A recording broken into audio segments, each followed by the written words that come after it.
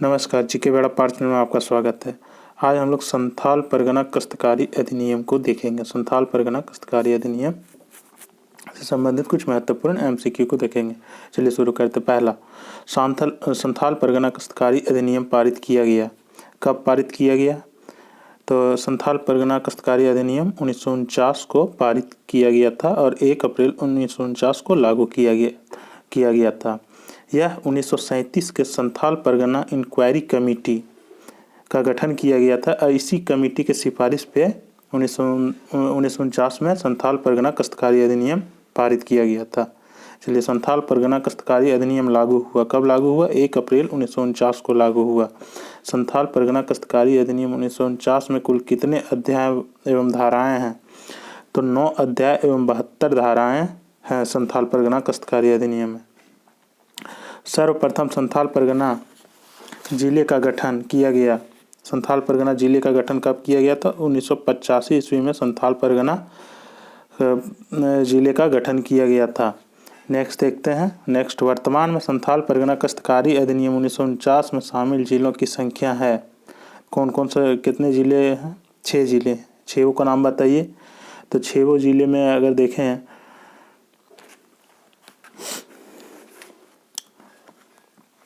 तो ये है देवघर, दुमका, गोड्डा, जामताड़ा, साहिबगंज, पाकुड़ है।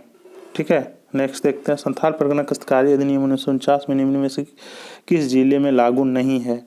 तो दुमका में लागू, गोड्डा में लागू, गिरिडीह नहीं, उत्तरी छोटा नागपुर का भाग है, जामताड़ा में लागू है। ये सब संथाल परगना क्षेत्र में आता है। नेक्स्ट देखते हैं। संथाल परगना काश्तकारी अधिनियम। संथाल परगना काश्तकारी अधिनियम 1949 के किस धारा में परिभाषाएं दी गई है? तो धारा 4 में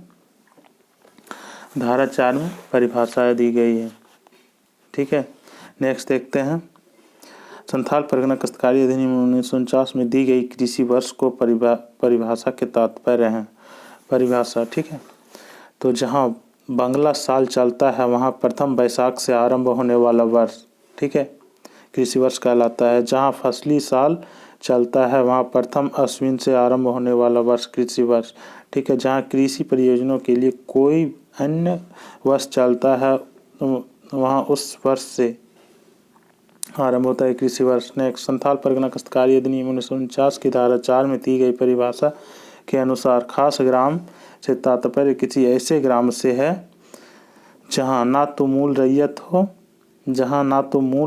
हो और ना ही उस समय के लिए कोई ग्राम प्रमुख हो, उसे ही खास ग्राम कहा जाता है। ना तो मूल रैयत और ना ही उस समय कोई ग्राम प्रमुख हो। नेक्स्ट, दिए गए कथनों में से कौन सा कथन सत्य है? तो रैयत से तात्पर्य है जमींदारों से भिन्न किसी ऐसी व्यक्ति है जिनसे स्वयं अथवा अपने पारिवारिक सदस्यों अथवा भाड़े के मजदूरों द्वारा जोतने के लिए भू धारण करने का अधिकार प्राप्त किया। नेक्स्ट, ग्राम प्रमुख भी अपनी निजी जोत का रैयत समझा जाएगा। थोड़ा सा मिसप्रिंट हुआ है। नेक्स्ट देखते हैं। संथाल परगना झारखंड के किस भाग में स्थित है? पूर्वोत्तर भाग में है।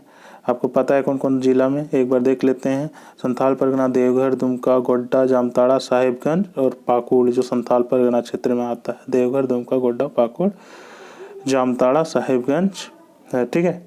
नेक्स्ट, ऐसी जोत जिसका रैयत बिना उत्तराधिकार छोड़ मरा है खाली जोत कहलाता है। यानी ऐसी जोत जिसका कोई उत्तराधिकार ना हो उसे खाली जोत कहा जाता है।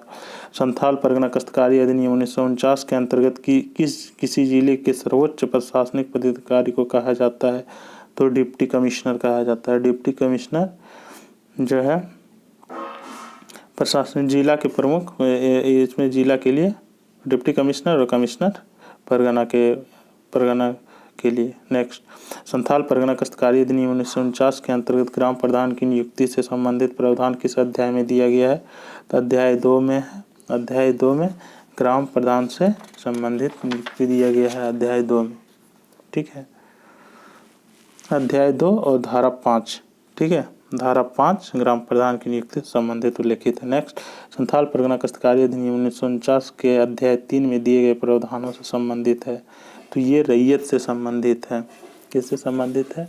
रैयत से संबंधित है। अध्याय 3 और धारा 12 याद रखिएगा, धारा 12। नेक्स्ट, लगान से संबंधित प्रावधान संथाल परगना काश्तकारी अधिनियम 1949 के किस अध्याय में वर्णित है? तो लगान जो है अध्याय 5 में वर्णित है। धारा 43 से 52 तक के बीच में है लगान से संबंधित, याद रखिएगा 43 से 52। संथाल परगना काश्तकारी अधिनियम 1949 के तहत न्यायिक प्रक्रिया से संबंधित प्रावधान वर्णित है। न्यायिक प्रक्रिया अध्याय 7 में है। अध्याय 7 में न्यायिक प्रक्रिया है, जो कि धारा 54 से लेकर 63 तक है। संथाल परगना काश्तकारी अधिनियम 1949 के अंतर्गत ग्राम प्रधान की नियुक्ति से संबंधित प्रावधान दिए गए हैं। तो धारा 5 में दिए गए हैं, ग्राम प्रधान से नियुक्ति से संबंधित प्रावधान हैं। ठीक है, नेक्स्ट देखते हैं। संथाल परगना काश्तकारी अधिनियम 1949 के तहत किसी खास ग्राम के ग्राम प्रधान की नियुक्ति की जाती है तो उपायुक्त द्वारा, यानी डिप्टी कमिश्नर। संथाल परगना काश्तकारी अधिनियम 1949 के तहत ग्राम प्रधान के संबंध में क्या असत्य है? तो ग्राम प्रधान से संबंधित प्रावधान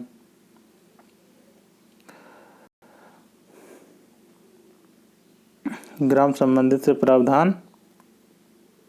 प्रावधान अध्याय 2 में वर्णित है, तो ये सही है। धारा 5 में ग्राम प्रधान की नियुक्ति उपयुक्त द्वारा किए जाने का उल्लेख है, ये भी सही है। ग्राम प्रधान पद हस्तांतरणीय है, ये गलत है। ग्राम प्रधान को अपने पदांतरण का कोई अधिकार नहीं होगा, ये भी सही है।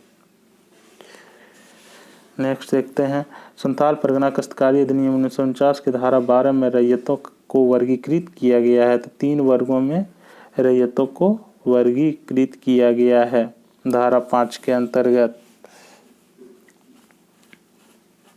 नेक्स्ट देखते हैं। संथाल परगना काश्तकारी अधिनियम 1949 के किस धारा के तहत किसी रैयत को अपने घरेलू या कृषि संबंधित प्रयोजनों के लिए अपने जोत में बिना किसी शुल्क के ईंट व खपड़े बनाने का अधिकार है? बहुत इंपॉर्टेंट है, धारा 15। धारा 15 में ये उल्लेख है। ठीक है, नेक्स्ट देखते हैं। संथाल परगना काश्तकारी अधिनियम 1949 की कौन सी रैयत को अपनी जोत में बांध ठीक है, आहार, तालाब, कुआं आदि के निर्माण का उपयोग का अधिकार देते हैं? यानी यहरा बांध बना सकता है, यहरा बना सकता है, तालाब बना सकता है, कुआं आदि अपने ज़मीन में बना सकता है। कौन सा धारा? धारा 16। ठीक है। संथाल परगना काश्तकारी अधिनियम 1949 की किस धारा के तहत किसी बंजर भूमि की बंदोबस्ती किए जाने का प्रावधान है? तो ये धारा 27 में इसका उल्लेख है। नेक्स्ट, संथाल परगना काश्तकारी अधिनियम 1949 की धारा 21 के तहत गैर आदिवासी द्वारा रैयती भूमि को हस्तांतरण का कितनी अवधि के लिए किया जा सकेगा? तो 6 वर्षों के लिए किया जा। संथाल परगना का गैर आदिवासी द्वारा रैयती भूमि का हस्तांतरण 6 वर्षों के लिए किया जा सकता है। संथाल परगना काश्तकारी अधिनियम 1949 की धारा 33 के तहत कितने वर्षों के भीतर बंदोबस्त बंजर भूमि को आबाद नहीं किए जाने पर बंदोबस्ती रद्द कर दी जाएगी? तो 5 वर्ष। नेक्स्ट, संथाल परगना काश्तकारी अधिनियम 1949 के अंतर्गत रैयत द्वारा अपने लगान की रकम को डाक मनी ऑर्डर द्वारा चुकाए जा सकने के संबंध में प्रावधान है? तो धारा 45 के तहत ये प्रावधान है। ठीक है, नेक्स्ट देखते हैं।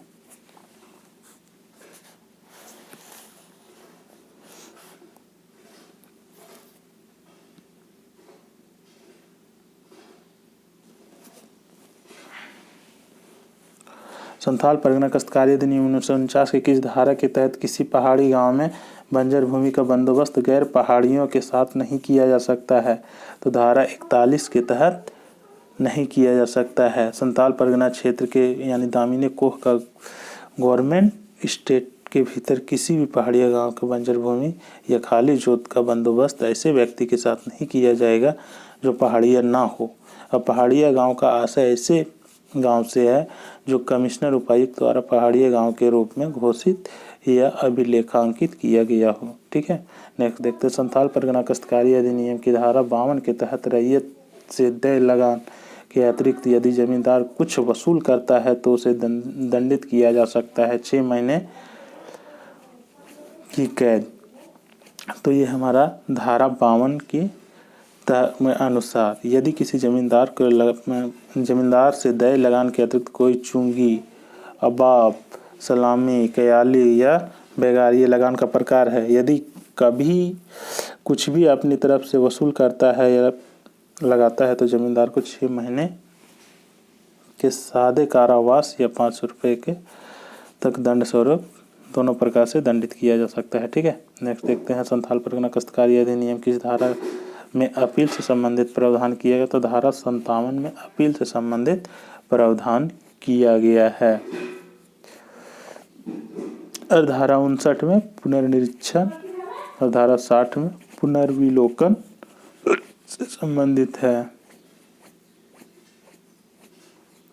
नेक्स्ट देखते हैं संथाल परगना काश्तकारी अधिनियम की धारा 57 के तहत अपील के संबंध में क्या सत्य नहीं है।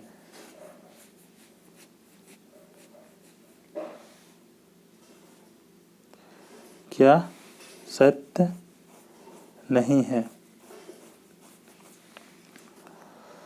तो इसमें जो है, यदि आदेश डिप्टी कमिश्नर के अधिकारों का प्रयोग करने वाले डिप्टी कलेक्टर द्वारा दिया गया हो तो अपील सब डिवीज़न अफसर के पास की जाएगी जिसे इस संबंध में डिप्टी कमिश्नर का अधिकार प्राप्त हो।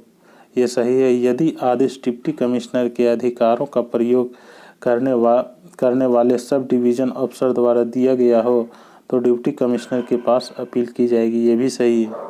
संथाल परगना काश्तकारी अधिनियम 1949 के धारा 57 के तहत डिप्टी कमिश्नर अथवा अवर उपायुक्त द्वारा दिए गए आदेश के विरुद्ध अपील की जा सकती है तो आयुक्त यानी कमिश्नर के पास किया जा सकता है।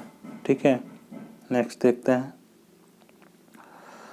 संथाल परगना काश्तकारी अधिनियम धारा 57 के तहत गठित न्यायीकरण आयुक्त के समक्ष आदेश के विरुद्ध अपील की जाएगी। कब की जाएगी? आदेश के तारीख से 90 दिनों के भीतर।